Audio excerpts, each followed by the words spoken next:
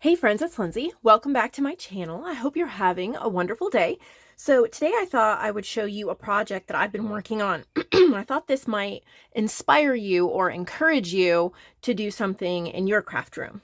In my room, I have a giant white basket, about that deep, full of papers, and a lot of them are misprints from my printer or they're pages I printed and didn't use, and they're just kind of sitting there. And I was like, I need to prep these and I need to get them ready so I can easily put them into journals. So I'm just going to take you along in the process that I was working on over the past weekend and do a couple pages with you, show you a couple I've done so you can see the end result. So here's my supplies or my setup. I have my sprays, and most of these are actually all homemade. I've been making my own line of sprays. You guys have been wonderful to purchase. I don't have any currently. These are kind of just extras or ones I've made for myself. They're not pretty because they've been well used, and I reuse the spray bottle over and over and over again until it won't spray anymore. That way I get the most bang for my buck out of it. So even if you don't make your own or have no idea how to make your own, you can refill, like if you have, this is just coffee, you can pour coffee into a bottle or something like that as well. Anyway, I have a blue color. I have two purple colors. This one's about empty, so I'll probably be combining them. This is a red and this is a yellow. And so for example, my yellow, when I empty it, I will probably do either another yellow or some color that goes well with yellow. So, you know, if I do a green in it, it's going to be more of a yellow green. If I do a blue in it, it's going to be more green. So there's lots of things I can do with that, and I keep coming up with new ideas. And then this is coffee. If you add a little bit of rubbing alcohol, just a tiny bit, to your coffee in a spray bottle, it just kind of helps it last a little bit longer. But I've done it both ways. It's not a big deal either way. I also have tear rulers and or a pair of scissors. I prefer tear rulers. This is the We Are Memory Keepers one, but honestly, more often I just use a regular ruler. You still get a good torn effect. I use two cookie sheets. Now these cookie sheets are only used for craft purposes. This is an old one that I finally just started using for crafts. And then this one I picked up at Goodwill. It's a decent one, but you know, it was old. It was at Goodwill, so I use it for my crafts. These are the papers that I did over the weekend. They're all dry now.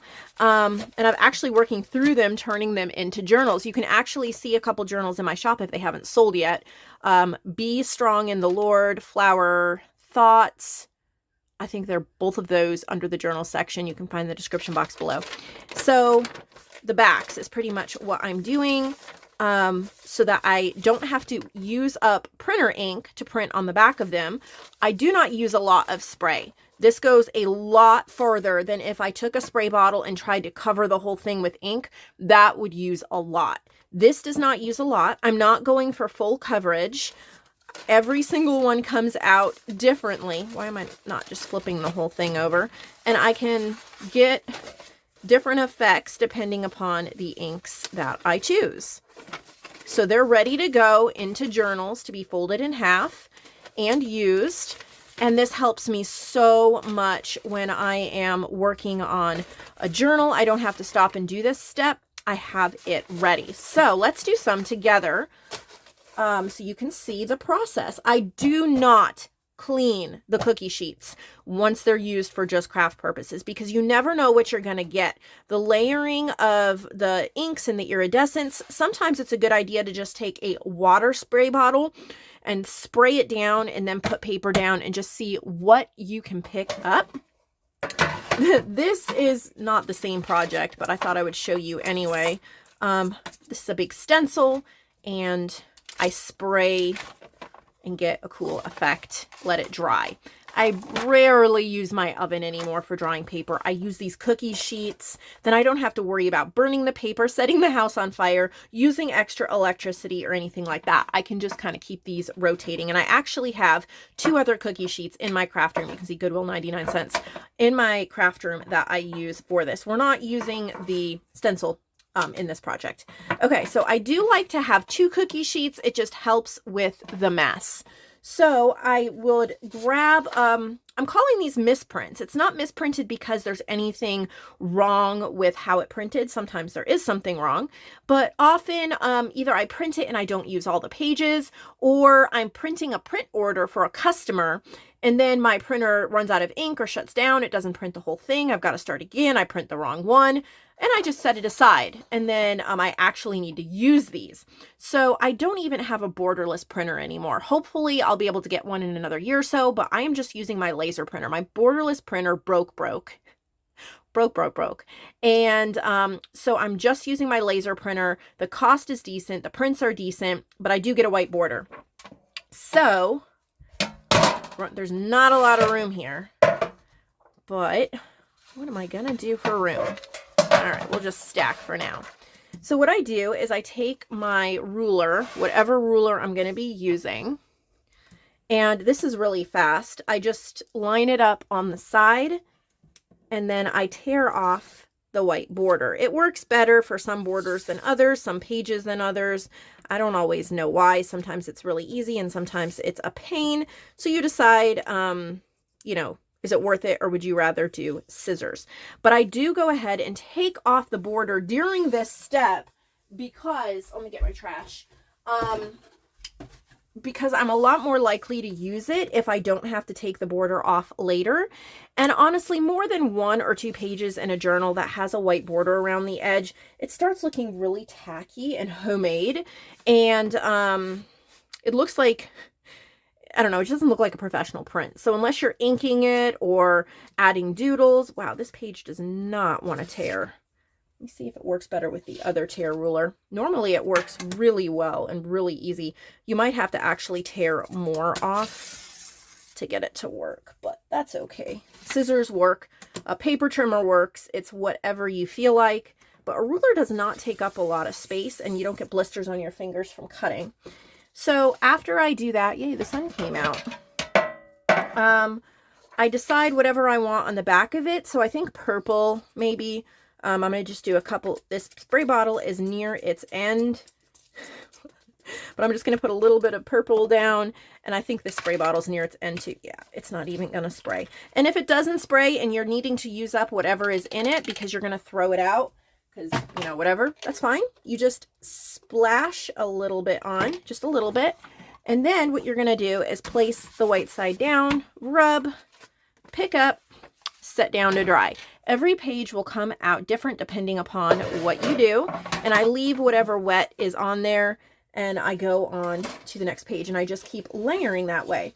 So here's a page. This is from one of my digitals. I don't even remember anymore the exact name of it, but this is a borderless print, but it's white on the back.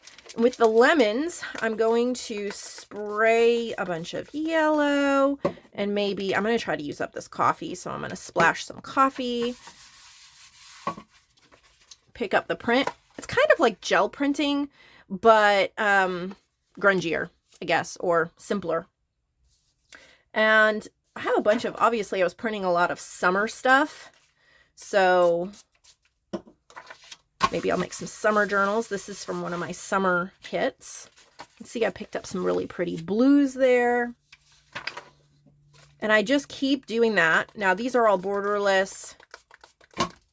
I'll just go through several of these so you can kind of see the process of what I do. And I just keep adapting as I go. I think the more prints that I do, the better they come out. It's actually really relaxing too. You don't have to really think about it. You don't have to pay a lot of attention. All you have to do is spray and dip. The grunge starts building up the more that you do.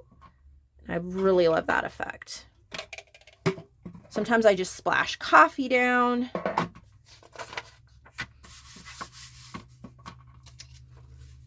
And that's going to dry beautifully.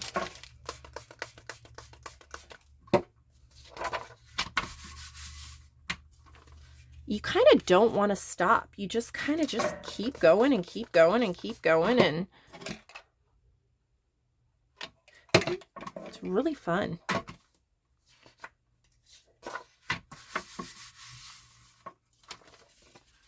If you have super dark sprays, like one time, I think it was Joanne that mentioned some of the distress spray stains that she had were so bold and dark, and that just really was not her aesthetic. Try spritzing a few spritzes in like a little cup, and then pouring a little bit of water and stirring it up, and then doing like pouring it on here, and see if you can get a lighter feel. If you're not, you know, wanting a big, bold look, maybe you want just a subtle grunge. Just experiment. You're not going to know what you like till you do it. And they come out so well. So I would love to hear in the comments below, do you do anything similar to this? Do you dye your own papers? Do you play around with different sprays or mediums? You know, what do you enjoy? Have you tried the cookie sheet trick? Definitely go to Goodwill if you don't have any old cookie sheets that you are willing to part with. These are gorgeous. These are from Leanna Scrap. And you can see I sprayed a couple sprays of blue. And that is going to, oh, I mean, just look at that. So pretty. I'm barely in frame for you guys, so I apologize. I hope to do a restock on some more of my paper potion soon. You all bought out my September Sky. I had 9 of those. Okay, so here's another one where I need to take the edge off. And we're going to see if this one works.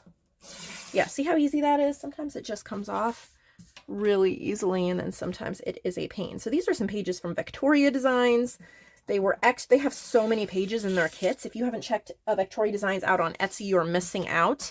And so rarely, if ever, do I use all the pages in a journal from their kits. So I have these extra ones that I don't use, and then they sit in my big extras and misprints pile. And they're not prepped. They're not ready to be used. So if I'm trying to do a quick journal, then it just does not work for me. So this means I'll have it ready and prepped to use anytime I want. Wow, it's starting to come out so pretty. All right, let's say 2 more pages, and then we'll call it a day, because I think you get the idea of what I'm doing. And there's so many variations. I'm not in any way trying to say this is the way to do this. It is a way. It's my current way, and it probably won't even be the way that I do it in a few months from now. It's just what I started doing. I was like, I need to prep these pages, get them ready, use them up. My basket's almost full of them. I need to make a dent. You guys have been amazing in ordering so many prints from me, but there's always mess ups and stuff, and then I try to find a way to use the paper. Oof. There we go. And then before I dip that one, I'll do this one, and then we'll call it a day. I think it has to do with the paper too, because like this just won't tear straight. Oh my goodness. That's okay. I'll just take a bigger chunk off maybe. Probably different weights of paper. I don't remember at this point, you know, what I printed them on. These are papers from last year, I think. Maybe the year before. I think it's last year. All right, so let's do our final dips here. I hope you've been able to see and it stays in frame okay. You can double dip them too. Do it a second time if you feel like that's necessary.